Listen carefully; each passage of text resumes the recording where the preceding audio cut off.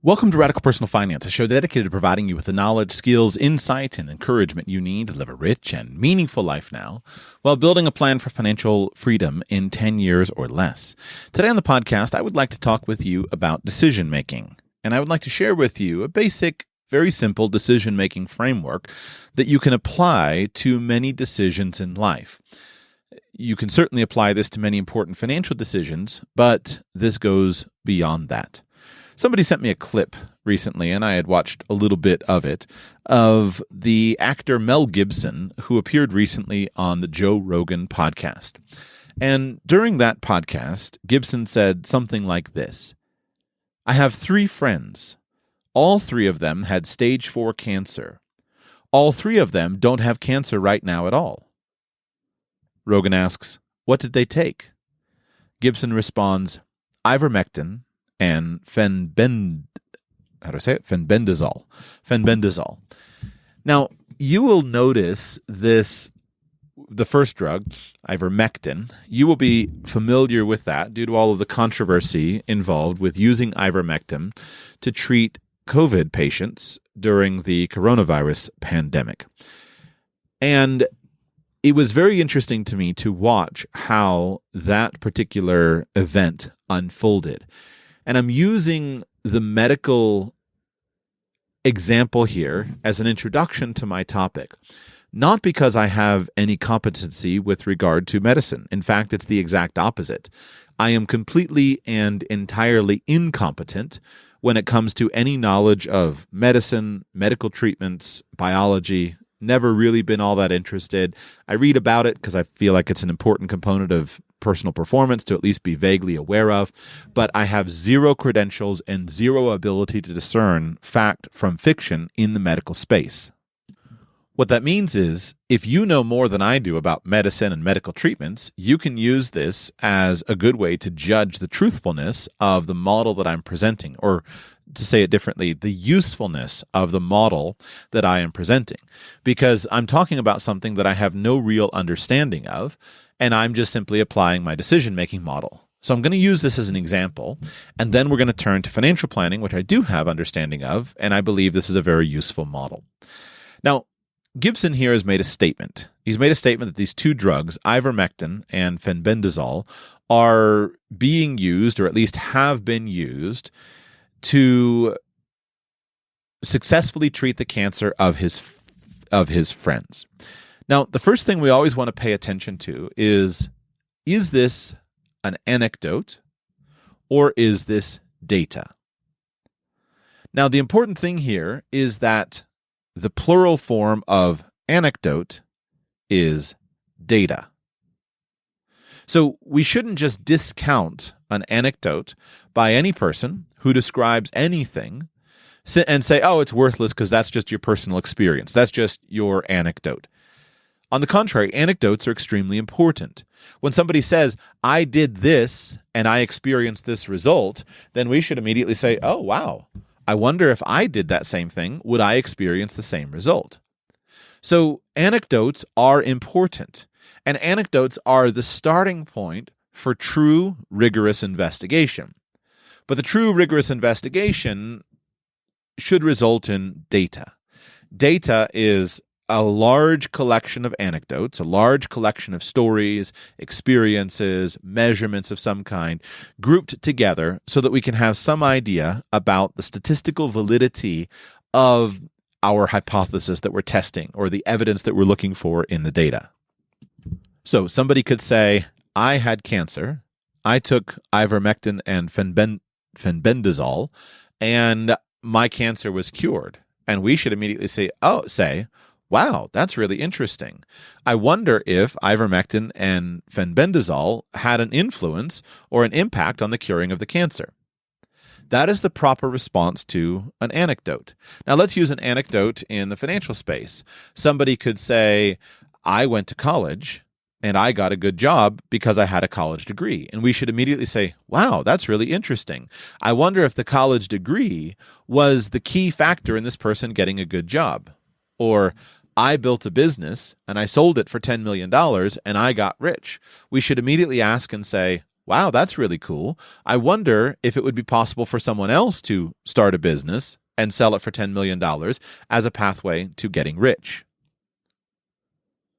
What we don't do, on the other hand, is automatically assume that the anecdote has the same strength as data or as a well-executed study. Now, in my observation, especially in the medical space, I observe that most people seem to automatically sort themselves into one of two categories.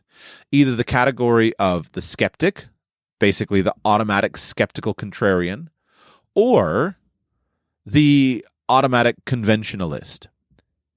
And I think that both of these are a great error.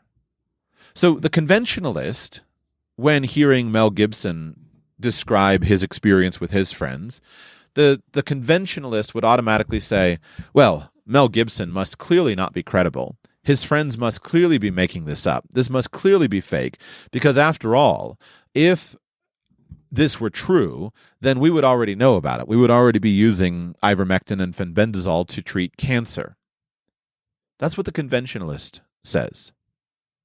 Meanwhile, the skeptic, who's skeptical of government powers, or the FDA is all corrupt, or there's a great conspiracy afoot, the skeptic automatically says, well, ivermectin and fenbendazole, these are absolutely the key drugs that everyone should be using to treat cancer, and we could just eliminate all cancer if everyone would just take these drugs. Both of these are really dumb. They're really foolish. And you ought not to go down either one of these pathways. It's important to train yourself not to immediately judge the truthfulness of a claim that somebody makes, and not to immediately apply certainty or to consider yourself to be certain about something. It is entirely acceptable to go through life with a high degree of personal uncertainty about what is true or not true. You don't have to be certain about everything in life. It is possible to go through life with varying levels of confidence in varying pieces of information. The key point comes in when you have to decide. The key point comes down to when do I need to, if I need to actually take the pill, take the ivermectin, take the fenbendazole, or not take the pill.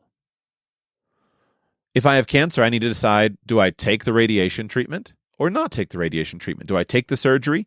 Do I not take the surgery? Do I take the ivermectin? Do I not take the ivermectin? Now, what I find astonishing is we know so much about the scientific process. We know, for example, that, as it turns out, Galileo seems to have been pretty correct about his predictions in conflict with Aristotle about the way the universe went. And all my children's elementary school science books talk about Galileo and how it ultimately turned out that Galileo was right about the basic structure of the universe, Aristotle was wrong, and all of the persecution that Galileo faced ultimately resulting in his death. Galileo had unorthodox views, he was sentenced to house arrest, and ultimately died of sickness under house arrest. So today, our elementary school children are taught this lesson of Galileo as a cautionary tale against being too certain in what we think we know and being open to people who come along with an alternate theory. And yet, left and right, I constantly find that basically our entire society seems to ignore the lessons of Galileo, the lessons of somebody coming up with an alternate theory. Now, we do it with practically the same degree of arrogance that perhaps the ancients did towards Galileo.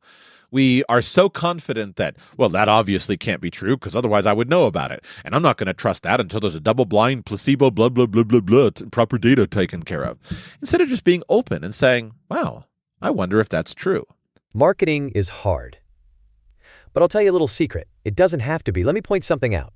You're listening to a podcast right now, and it's great. You love the host. You seek it out and download it. You listen to it while driving, working out, cooking, even going to the bathroom. Podcasts are a pretty close companion. And this is a podcast ad. Did I get your attention? You can reach great listeners like yourself with podcast advertising from Libsyn Ads. Choose from hundreds of top podcasts offering host endorsements, or run a pre-produced ad like this one across thousands of shows to reach your target audience in their favorite podcasts with Libsyn Ads. Go to libsynads.com, that's LIBSYN, ads.com today. I was astonished at this, especially through the coronavirus pandemic, specifically with regard to the use or the potential use of ivermectin as a medical treatment for COVID. I was astonished at the sheer ignorance of many people and the way that they talked about this particular drug. That drug, ivermectin, seems to be, from what I understand, an absolute miracle drug that was invented by a guy who ultimately received the Nobel Prize for his work. The drug was, as I understand it, is primarily used as an antiparasitic medication, as is fenbendazole. And as an antiparasitic, it seems to be extremely effective. Then people started to use this, and they reported varying levels of effectiveness with regard to its use in some form or another with COVID treatment. But as I followed it, it seemed like the data that was being collected was extremely mixed. That there was to be some studies and some surveys and some evidence where it seemed to be very effective. Then there would be some studies and some evidence where it seemed to be completely ineffective. Then there would be some where it would say undetermined. Then the question, of course, is, all right, let's say that there is or is not effectiveness. The question is, what is this effective for? And as I followed that, haven't paid attention to it the last year or two, but as I followed it at the time, the question was, well, is it effective if it's being used prior to COVID infection? One theory that seemed persuasive to me at the time was that if it was being used as an antiparasitic medication and somebody was free of parasites and that person's immune system had more ability to fight off the infection and it had a better results. Some evidence seemed to say that it was really only effective if it was being used as a prophylaxis prior to infection, but it was certainly not effective for any kind of acute treatment. And the short answer is simply, I don't know. To this day, I don't know. I haven't followed the debate or the controversy. I don't know. And you probably don't know either, because you probably, even if you're a doctor, you probably are either a conventionalist or a skeptic. And there's probably information out there that you haven't gone and looked at because you're busy, you have other priorities, and so you just accept the common mind. You accept the common track. And if the common track says that it's a horse dewormer, which was the most absurd media thing of all time, I remember when Joe Rogan used it and all the media turned on him and said he was using this horse dewormer medication, which clearly it is, and that's like, there's so many analogies I could give. I'll skip them. But here was this amazing drug that is used all over the world, and yet it was very unfairly categorized and classified. So what do we do with all this? Why do I feel so comfortable saying, I don't know and you don't know either? The reason I'm comfortable with that is simply because you and I don't have to have certainty of knowledge until the decision is at play. I can be very loose with my comments and my facts here about drugs because I'm not a physician. I have no moral responsibility to somebody to prescribe the correct medication, the effective medication, or not to prescribe it. I can just talk about it because I don't have to make a decision. The only decision comes down to my actual decision to take something when I think that that is actually the correct course of action. So here is what I did with regard to ivermectin during COVID. I heard about this debate with regard to the medication. I thought, oh, that's interesting. I wonder if this drug actually could be useful. Let me back up, actually. When I first heard about COVID and first heard about the possibility of there being a great pandemic, and I heard that there was this respiratory system, I thought, well, what can I do? And the first thing that I did was the first medical thing that I did was to purchase an oxygen machine. Because I figured, well, if I have an oxygen concentrator, I don't know if it'll make a difference or not, but it seems like the kind of thing that could support me if I get sick or one of my family members gets sick. So I bought an oxygen concentrator machine. It cost me, I don't know, $500 or $600, and I got it in, had it there. So now I have the ability to at least enhance oxygen supply, which with my limited knowledge seemed like a smart thing to do.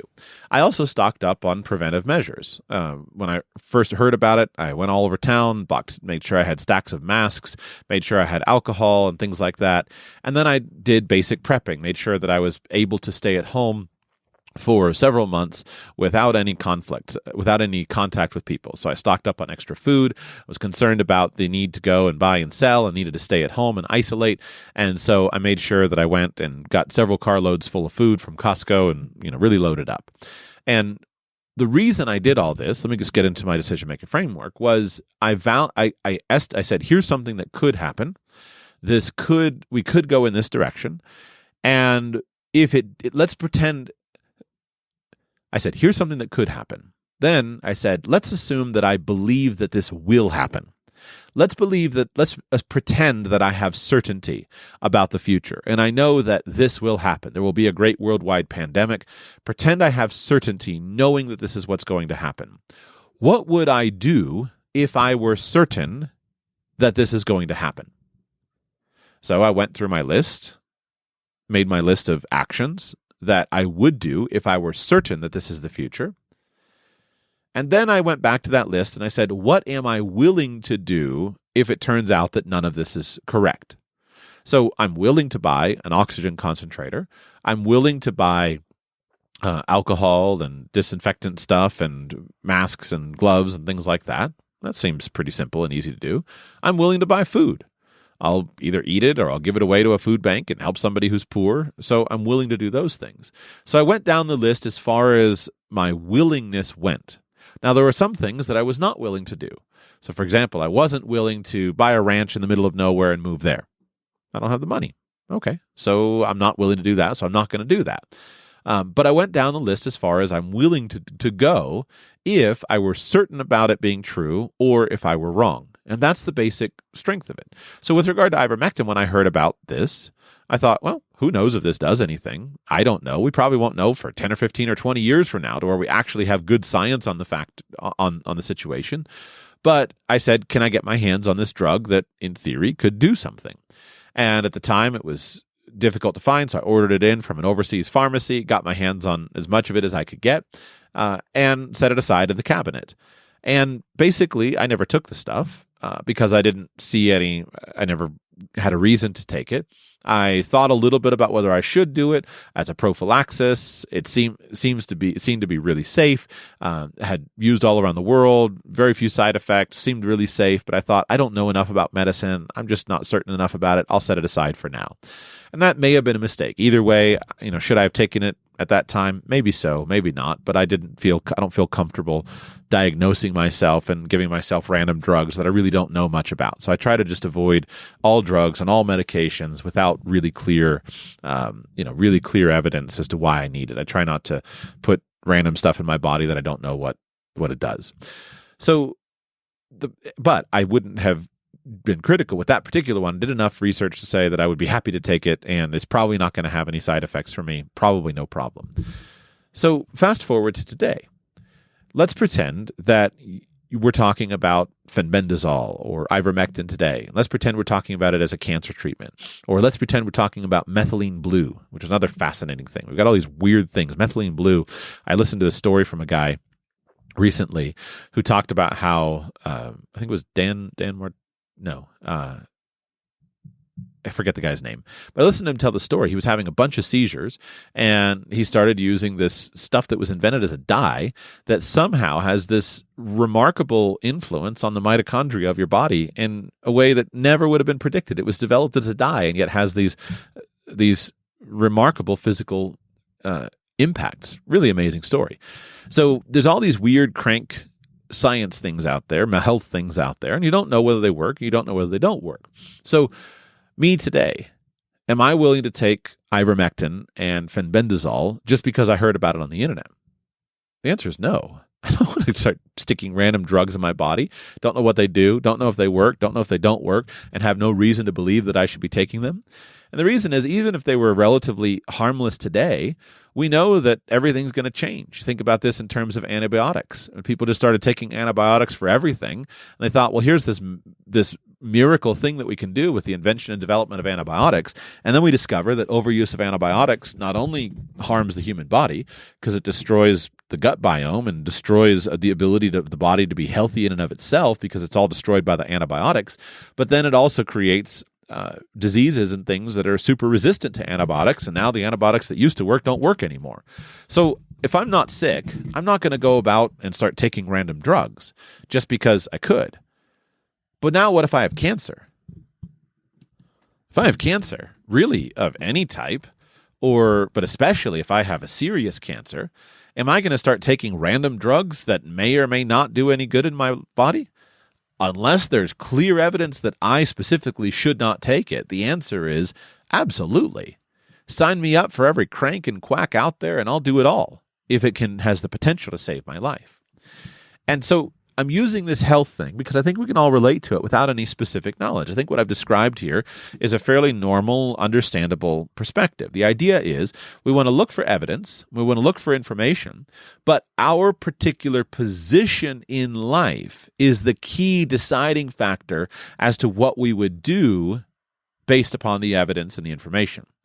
If we have really solid evidence that somehow 15 years from now, the standard thing is that we should all be taking, methylene blue every day, or we should all be taking ivermectin as just kind of a standard thing. We have abundant data demonstrating that we know to a pretty high level of confidence that this is a really good idea for everyone to do. If that turns out to be the case, then we'd be in a different situation.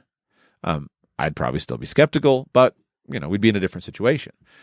But if you have a serious personal health problem and somebody comes along, or you read some random thing on the internet that says this might work, then you are highly incentivized to try it out.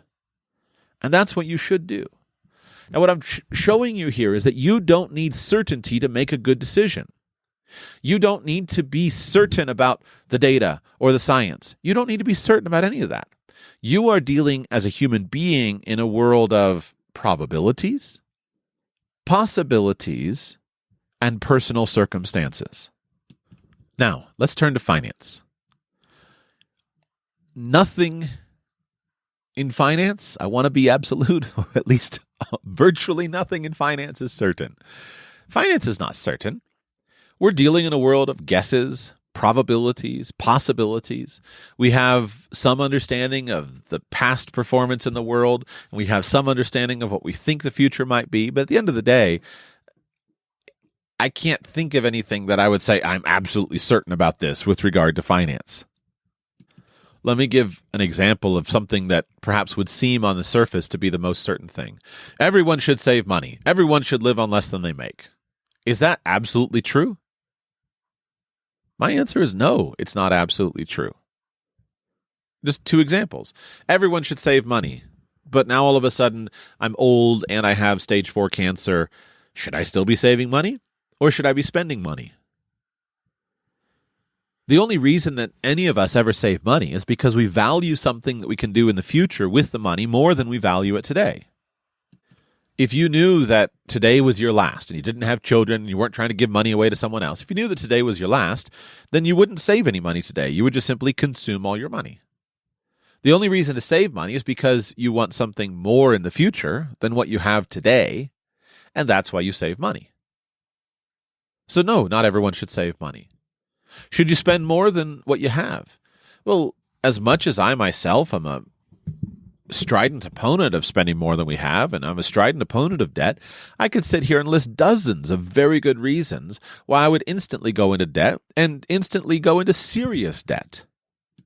The most obvious ones always relate to health of a family member, health of myself. So obviously all of these things are just reasons why I would go into debt, save a life, get my family out of a situation in harm. If I have a child who's dying, I would go hundreds of thousands of dollars into debt, no problem at all, if that was what was necessary to possibly save the life of my children. So we can take almost anything that just seems like a truth, a truism in and of itself, and we can pull it apart and we can find situations in which we would do something different. So you're never going to get certainty about any of your decisions. And the quest for certainty is a fool's errand. All you can have is higher levels of confidence in a particular decision and higher levels of confidence in the rightness of a decision for you. So I repeat the model. The secret to making good decisions in any particular circumstance is to imagine what will happen if you make a certain decision. Imagine what the possible benefits are of a decision and imagine what the possible downsides are of a particular decision. And this is true in every area of life. Just think about the decision, imagine what would happen if it goes different directions. Then ask yourself if you're willing, which of those scenarios you're willing to accept as being an acceptable outcome, and of the costs involved with the decisions, ask yourself which of these decisions you're willing to actually pay for. I was talking with my wife about this over the weekend, and I was just using my bunker example. Back to COVID. What was I willing to do when COVID came? Well, I was willing to go to the store and purchase several extra carloads of food from the store to make sure that I had extra food. What I was not willing to do was to go and buy a bunker. I wasn't willing to do that. But it's not because I'm opposed to bunkers, and it's not because I just don't think that anybody should buy a bunker. It has more to do with the appropriateness of buying a bunker for me at this point in time. I hope that someday in the future, I'll own an amazing bunker. I'll have an Atlas Survival Shelters bunker buried in some random place in the world with 5 bedrooms down there and years worth of food and whatnot, so that if there's a giant catastrophe on the earth, my family and I can go down and live in it like rats in a hole in the ground. That's one of my dreams. That'd be wonderful. But the reason that would be appropriate was because I just have so much extra money that now the possibility of buying this bunker for global nuclear war is now an easy and obvious piece of insurance that I should do. Just as easy and obvious as it was for me to go and buy extra food for a pandemic and for the possibility of famine.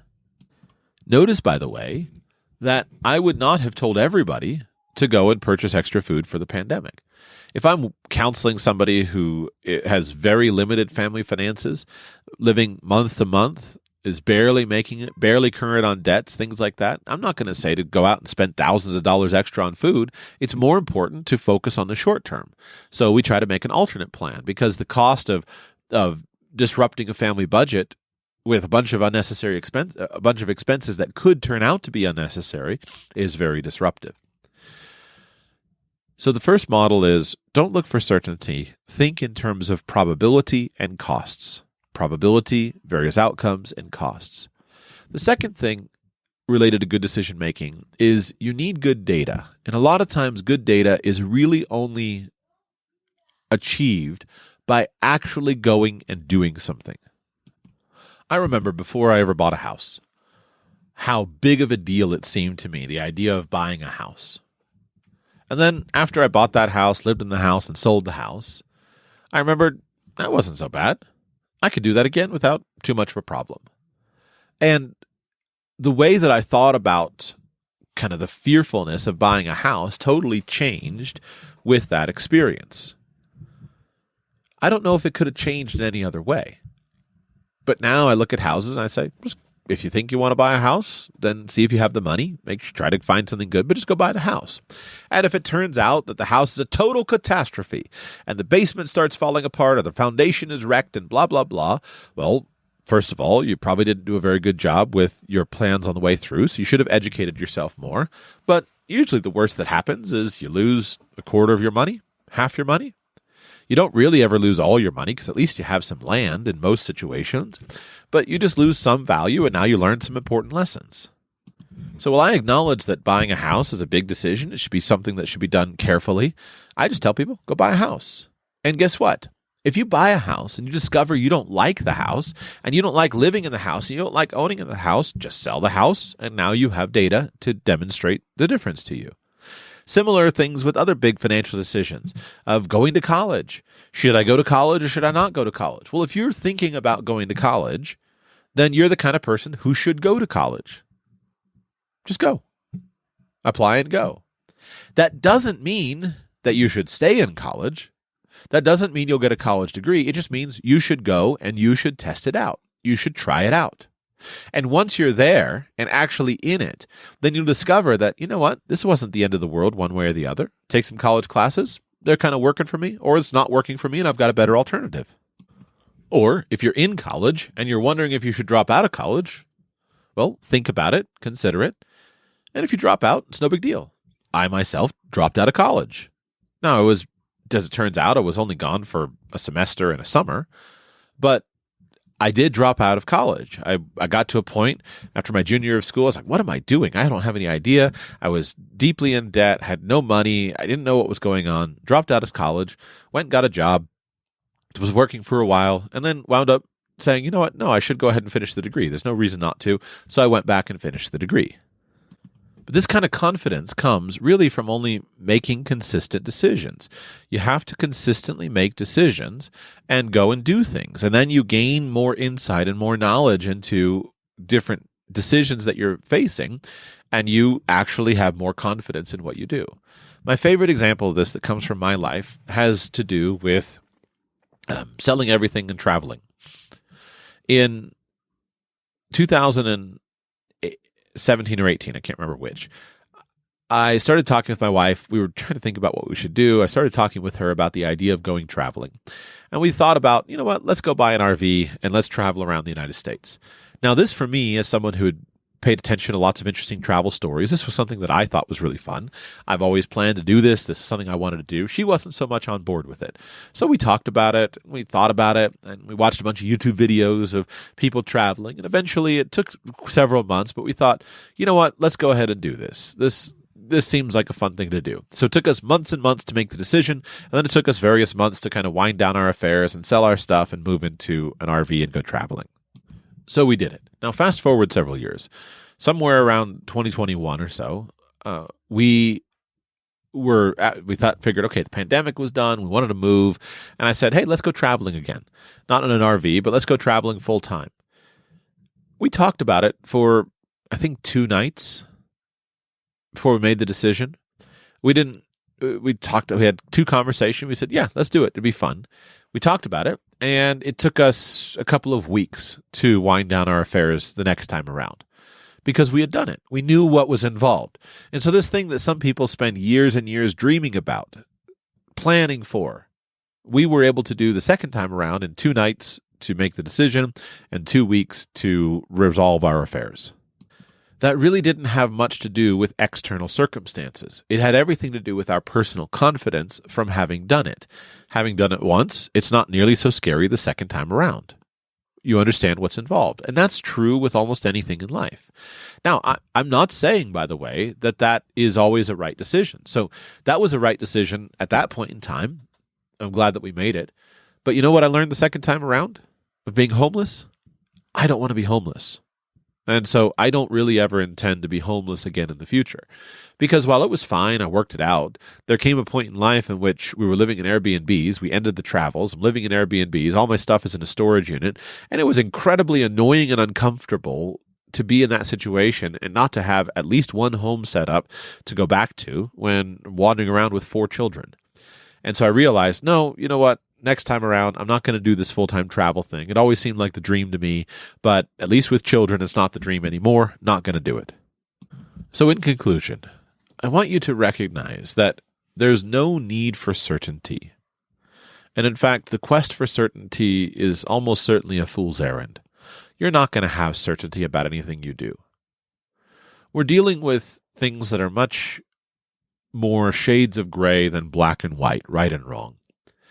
We're dealing with things that are considered in terms of probabilities and possibilities and costs. So don't expect to be certain about anything. Write that off. You're never going to be absolutely right about any particular fact or any particular thing. There's no one investment that's going to be the best investment in the world for everybody. There are good investments. There are poor investments. There are investments that are good for you, investments that are not good for you. It's all uncertain. It's all applications, personalization. Your experience of life and what's right for you today is going to be different than what's right for you a year from now. Just like in my example, whether or not you should take random drugs that might or might not do anything for you is going to be very different if you're just perfectly healthy and robust versus if you have stage 4 cancer and 6 months to live.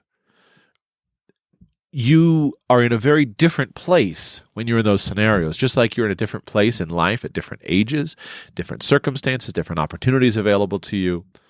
Life changes as things go on. So the way to make good decisions is not to try to search for certainty, not to be certain about what you want, about what you know. And I know this no matter what, but rather to be open to possibilities. Be open to the anecdotes that you hear. Somebody says, I did this and it worked for me. Your father or your brother or your neighbor can say, I went to college and I got this great job and it worked for me. And you can say, that's wonderful. And then your other neighbor on the other side can say, I skipped college, I went straight to work in the trades and that worked for me. And you could say, that's great. And you don't have to say that one is the right path and one is the wrong path. Recognize that this is a path that worked over here, this is a path that worked over there. And look for commonalities. One thing I always look for is, what are the commonalities that work in all paths? What are the things that are necessary? And that's what I try to teach and what I try to talk about. But make decisions without a quest for certainty. And then in terms of planning for things, the way you make good decisions is to make the best decision at the moment based upon the evidence that you have applied to a specific situation, and then keep the ability to change if the change seems warranted. So back to one of those simple, clear financial planning discussions. I want everyone who wants to go to college, but I don't want people to deeply indebt themselves to go to college, at least not without substantial evidence. So there's a big difference between a guy who goes $1 million into debt for a medical degree, and he does that little by little, years of experience to know that, yeah, this is the direction I want to go. That's very different than going to an expensive private university for a gender studies degree and coming out as a 21-year-old young man or woman with tens of thousands of dollars of debt. Well, that was stupid, because now your ability to change course is very limited. Now a friend of yours says, hey, come work at this amazing startup with me. You can't just quit and go, because now you're going to wind up in bankruptcy and you can't bankrupt your student loans. And so your decisions are very constrained. So think about what's the worst that could happen and then protect against that. I hope this is useful to you. My point is, let's not be unnecessarily certain. Let's not fall into those two ditches. The one side of the road of the guaranteed conventionalist and the other side, the guaranteed skeptic. Those are just two giant ditches on the side of the road that should be stayed out of. Rather, let's be open. And if somebody comes along and says, hey, I took this thing or I did this action and I got a great result, we should say, wow, that's pretty cool. I wonder if that's true. I wonder if that could be repeated. I wonder if other people would get that great action and great result. And recognize that life is complex. One of the things that I do observe in various medical debates and medical discussions is that I observe that people are strangely willing to ignore the fact that different people may respond to different things differently, even though they're all human. We could be arguing about diets. We could be arguing, and you could say, well, I'm convinced that the best diet that everyone in the world should eat is a vegan diet. And I could say, I'm convinced that everyone in the world should be a carnivore diet. And you could say, no, I'm convinced that everybody in the world should eat the Mediterranean diet. And we can go back and forth with a dozen more examples. Why do we think that everybody in the world should eat exactly the same diet? Why would it not be perfectly acceptable and reasonable that different people's bodies would thrive on different kinds of food?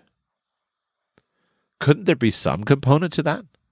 Couldn't there be some evidence from our genetic heritage and who our ancestors were that some people feel better on certain diets? Some people's bodies perform better on certain diets than they do on other diets? Why do we assume that automatically, just because you're human, that everyone responds the same way?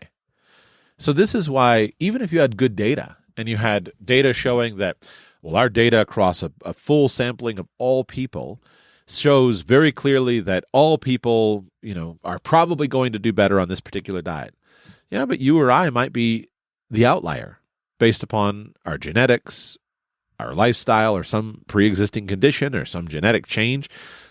Life is complex. And I use the medical example just because the human body, as much as we know about it, is an absolute mystery. It's so complex.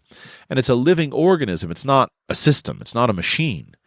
And so the same thing with society, the same thing with our lives, with our decisions. Be open to the things that you learn about, and then try to filter them through your own decisions, filter your decisions through those opportunities. I think you'll get much better results. At the very least, you'll have more friends because you're not that weird skeptic who just automatically assumes the FDA is lying and everyone in the world, all cancer can be cured with fenbendazole. And you're also not the weird conventionalist who says methylene blue or ivermectin is horse paste and only an idiot would take horse paste. Those are stupid positions to have. Be open to things that you learn, and be open to the fact that a good portion of our knowledge that we have today as humans is going to be replaced over the next century. And it's going to turn out that things are different. Now, is it because we're right or wrong today? Who knows? Time will tell. But be open. And be open and don't look for certainty of any kind in decisions. Do the best thing that seems the best right now. Keep yourself a back door to back out of a decision if you need to. And recognize that as you make decisions and as you accumulate personal evidence and as you know yourself, that will improve your ability to make decisions. Much more than just sitting around and thinking more. I hope this has been helpful to you. Remember, thank you so much for those of you who are in the RPF Academy. If you want to make 2025 the best financial year ever, come and join me at rpfacademy.com. This is where vast majority of my time is doing. I've done about 25 hours a week right now of consultations, of personal consultations for students. Every student who joins RPF Academy gets a personal consult with me. Plus, I'm teaching the classes. We do live classes every Saturday. We're on class number 4 now. 5. I've done 4 classes, so there's plenty of time for you here at the beginning of the year. It's January of 2025. This is a really great time to get on board and go through RPF Academy. Let's make 2025 your very best year ever. If you haven't joined me yet, go to rpfacademy.com. Sign up today, rpfacademy.com.